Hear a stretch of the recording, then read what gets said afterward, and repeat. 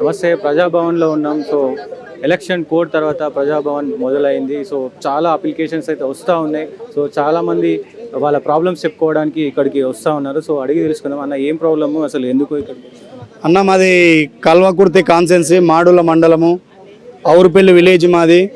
మా విలేజ్కి సంబంధించినటువంటి పేద రైతులు గతంలో 7 సంవత్సరాల క్రితము ఒక లక్ష్మారెడ్డి, మచ్చందరెడ్డి ఇద్దరు అన్నదమ్ములు ఉంటే అందులో మచ్చందరెడ్డి గారి దగ్గర వాళ్ళు ల్యాండ్, వాళ్ళకున్న సొంత భూమి అమ్ముకొని ఊరికి దగ్గర ఉంటుంది, అది దూరం ఉంది, పోవడానికి ఇబ్బంది అవుతుందని చెప్పి ఈ దగ్గర ఉంటుందని చెప్పి ఆ ల్యాండ్ కొనడం జరిగింది.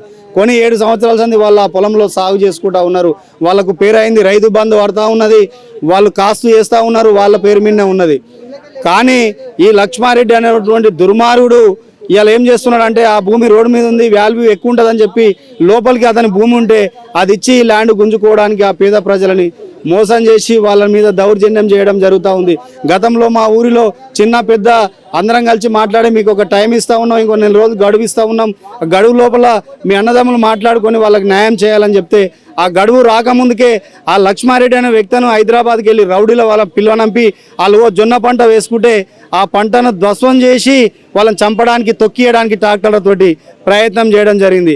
ఆ సమాచారం అందుకున్న నేను ఒక సొసైటీకి సంబంధించిన సింగిల్ విండో డైరెక్టర్ని, నేను కూడా ఒక కాంగ్రెస్ ప్రభుత్వంలోనే ఉన్నా, నేను కూడా 25 సంవత్సరాల సంది పార్టీకి సేవలు చేస్తూ ఉన్నా, నేను కూడా కాంగ్రెస్ పార్టీ కార్యకర్త.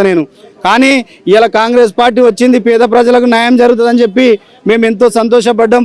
అయినా గౌరవ ముఖ్యమంత్రి గారు మా కాన్స్టిట్యున్సీకి సంబంధించినటువంటి వ్యక్తి, గతంలో ఉన్నటువంటి నాయకులు వాళ్ళ కాన్స్టిట్యున్సీలు వాళ్ళ ఏరియా ఎంతో డెవలప్మెంట్ చేసుకున్నారు, మరి మాకు కూడా పేద ప్రజలకు న్యాయం జరుగుతుందని చెప్పి మేము కూడా ఎంతో సంతోషపడ్డాం. కానీ ఈరోజు ఇట్లాంటి అరాచకాలు చూస్తూ ఉంటే మాకు కూడా బాధ అనిపిస్తుంది.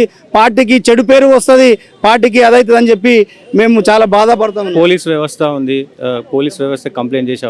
పోలీస్ కంప్లైంట్ గతంలో 3 సార్లు వాళ్ళు కంప్లైంట్ చేయడం జరిగింది.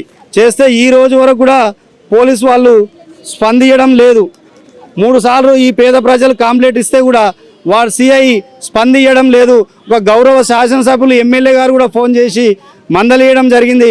ఈ పేద ప్రజలకు న్యాయం చేయాలని చెప్తే ప్రభుత్వంలో ఉన్నటువంటి ఒక ఎమ్మెల్యే చెప్తేనే పని కావట్లేదు. వాళ్ళు అధికారులు వినకుంటే ఇక మామూలు వాళ్ళకి ఏం న్యాయం జరుగుతుందని చెప్పి మేము బాధపడతా ఉన్నాము. కాబట్టి తక్షణమే ఇది ముఖ్యమంత్రి వరకు చేరేంత వరకు సిఐ గారు తతంగం చేస్తే పేద ప్రజలకు న్యాయం చేయకుండా బలిచిన వాళ్ళ తరపున ఉండి వాళ్ళ తన లంచాలు తీసుకొని వాళ్లకు కొమ్ము కాస్తూ ఉన్నారు. కాబట్టి తక్షణమే ఆ సిఐ గారిని సస్పెండ్ చేయాలని చెప్పి మేము ఎస్పీ గారిని కానీ ఏఎస్పీ గారిని కానీ కోరడం జరుగుతూ ఉంది. ఈ తక్షణమే ముఖ్యమంత్రి దృష్టికి తీసుకుపోయేంత వరకు షేర్ చేయాలని చెప్పి మీ మీడియా ప్రతినిధులు మేము చేతులెత్తి దండం పెడతామన్నా.